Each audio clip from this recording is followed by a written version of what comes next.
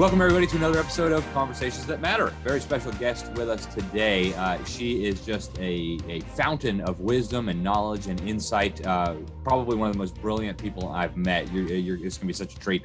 So stay tuned. Her name is Dr. Marlene McMillan. She is her bio is so long we could spend the whole episode on it. We won't, but she's the author of Mountains of Deceit, How the Dialectical Process Has Infected the Culture.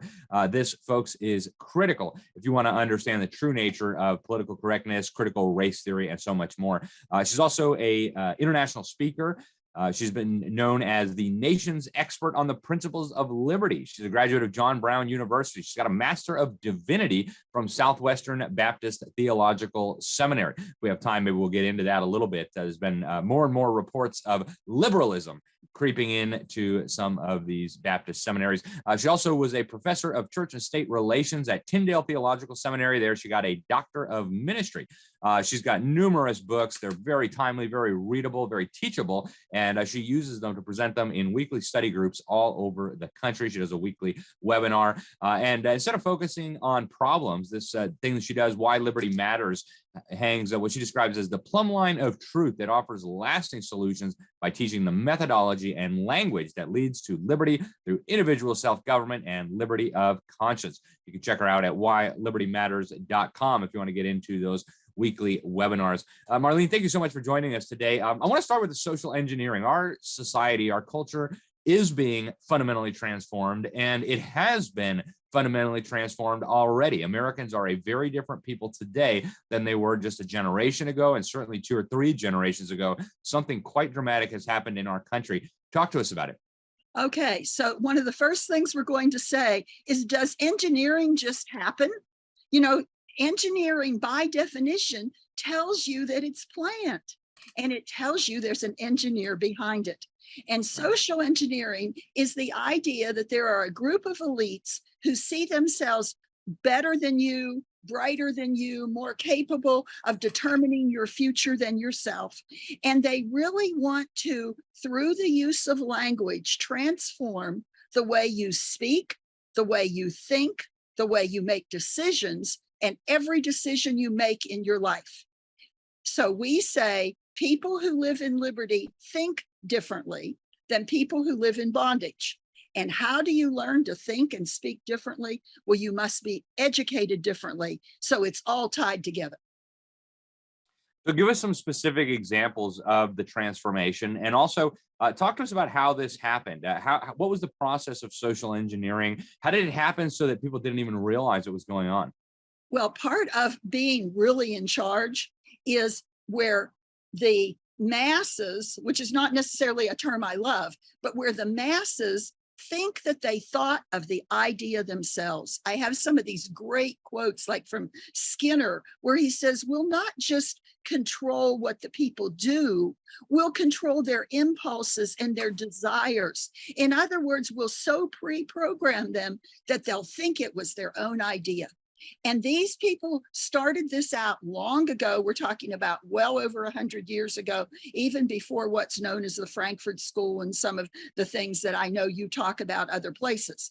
But what I want the average person to know, I want people to understand how this is now everywhere in our culture. It's in the movies, in the even on the cereal boxes, on the advertisement, the premises that you are fed all the time, the things that you don't even examine.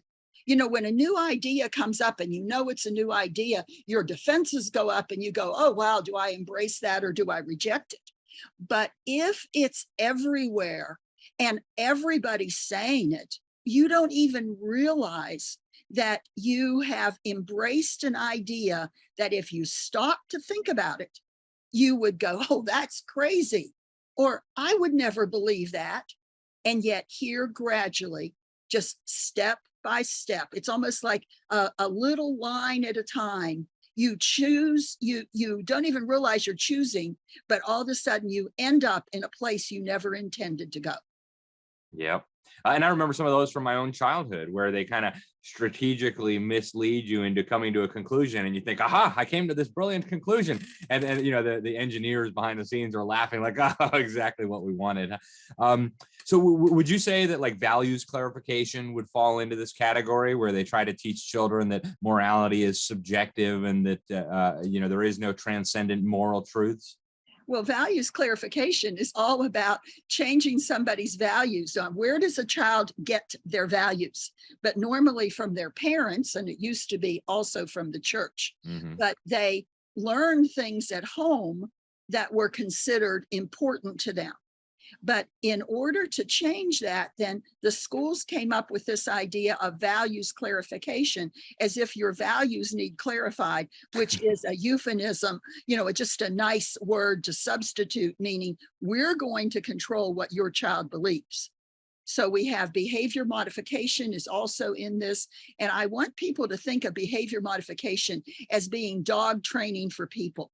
Yeah. And I'm sorry to say that much of the parenting teaching that's going on now I'm a homeschool mom of 7, so I homeschooled all 7 of my children all the way through high school, and I didn't use dog training methods, but that's what we have in our Christian churches and schools now. Yeah, that's exactly right. Behavioral conditioning. It's an atrocity being perpetrated against our children. Marlene, one of the areas that you have focused on is the manipulation and the changing of language to change the way we think, to change the way we act.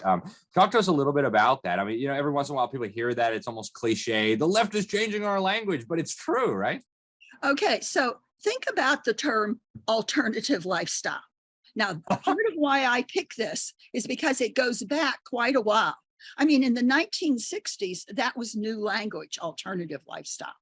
But if you think about it, the people who were proposing the alternative were basically taking you off of the plumb line. But now things have gone so full circle that the people who actually believe that there is truth, who believe in right and wrong, who actually call right right and wrong wrong, those people are now considered the alternative. They're considered the extremist, when they're the ones who have just hung to the plumb line of truth all along. Yeah, that's truly amazing. We've only got a couple of minutes left, Marlene, before we got to go to break, but talk to us a little bit about the dialectical process. A lot of people hear this. We know, Marx is associated with this terminology, but what does it actually mean? How does it work? Okay, so dialectic by definition means 2 words. So God speaks one word, and his word is a whole, no matter how many things are going on with it. And in that one word, you have the truth is the truth, right is right, and wrong is wrong. There's a standard that is objective. So the dialectic process comes along and gives an alternative. This is called thesis antithesis. We were originally taught that the antithesis has to be the opposite. But it's much more subtle when it's just a little bit off. It's mostly right. And then it moves the person gradually and they don't even question it. And then all of a sudden they go through the transition process of the dialectic. And what this is the method or the steps by which someone is moved from a belief in absolute truth, or even that absolute truth exists, to a belief in relativism. And in my book, Mountains of Deceit, on page 11, I actually lay out the 5 steps of the dialectic process. And once you learn it, now this is kind of like taking a mental immunization, because once you see what these steps are, you'll see that they are rinsed and repeated on our culture over and over and over again. And they're used at the school board meetings, at the even in your churches, in the board meetings, and everywhere you turn, this process is used in order to move people to a predetermined conclusion. And the main part about it that's so important is that the change agent who makes this happen does it without you even realizing that it's happening.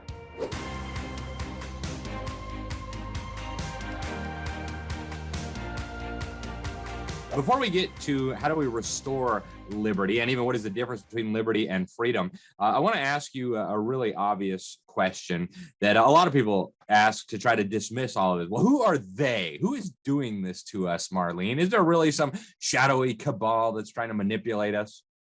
Well, I think first of all, we have to remember that tyrants fill vacuums. So if there's a vacuum of thought, of idea, of governance, then people who have nefarious goals want to fill that space. So part of what I teach on is individual self-government, because the more self-governing you are, the less external government that you need. But let's go into how has this happened? And I want to jump quickly. I know our time is very limited. And I want to talk a little bit about Howard Zinn, Noam Chomsky, and some of these more recent people who have invested their lives into textbooks, curriculum, and language.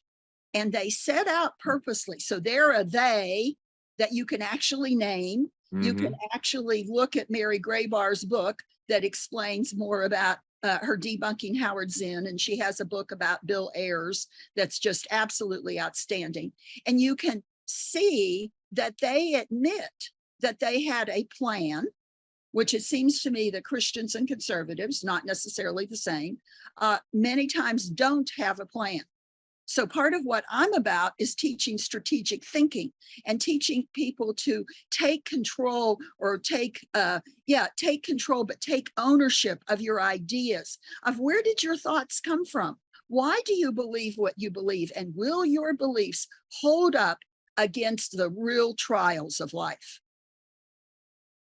Yeah, excellent. And we actually have interviewed Mary Grabar before. She has done some stupendous work. I mean, they're just lying, right? It's not like they're being deceived. They're just openly lying. Marlene, I want to ask you maybe the most important question of all.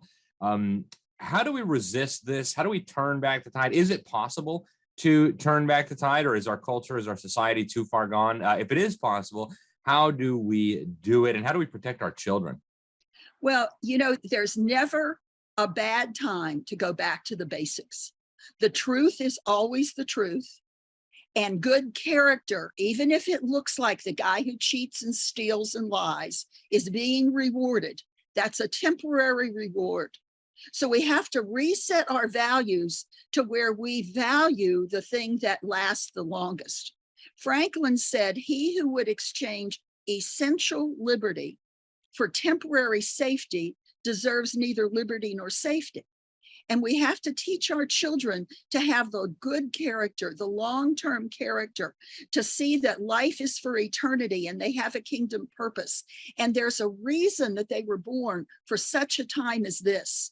And in that process, that they will answer for what they believe and for the choices that they make. And so life is a series of choices. And if we are going to rebuild a culture, I actually use the term refounding, and I have a whole set of teachings about refounding a nation. And I'm sorry to say, I'd love to say the premise is that everything's redeemable and it's going to be wonderful. But many times for there to be restoration in more truth and purity, there has to be a purging, and that purging is painful. And people have to repent of buying up into ways that are displeasing to God and that lead to tyranny instead of liberty. Because see, people who live in liberty think differently than people who live in bondage and tyranny. And liberty is built on a fixed set of principles. And my book, 5 Pillars of Liberty, actually teaches what those are and gives you an introduction into how to think like a person who lives in liberty. Yeah, and I've got several of your books. You do incredible work. Tell us a little bit about that. What does liberty mean? You draw a sharp distinction between liberty and freedom. Explain that to us. And in your view, what does liberty mean? Okay, so liberty is the opportunity to make a choice, to assume responsibility. Oh, but here it gets really difficult. And accept the consequences. Mm-hmm. In other words, if you're going to live in liberty, there isn't somebody who's always going to bail you out. There are consequences, cause and effect of the choices that you make. And that's part of adulthood. The day that you assume responsibility for your choices is the day you become an adult. And I don't care whether you're 8 or and I know maybe you can't drive and those things, but an 8-year-old can make a choice about many of these things. They can make it much younger than people think, even down to 3. Now, freedom is a word that disregards responsibility. And freedom is more about the claiming the opportunity to do wrong.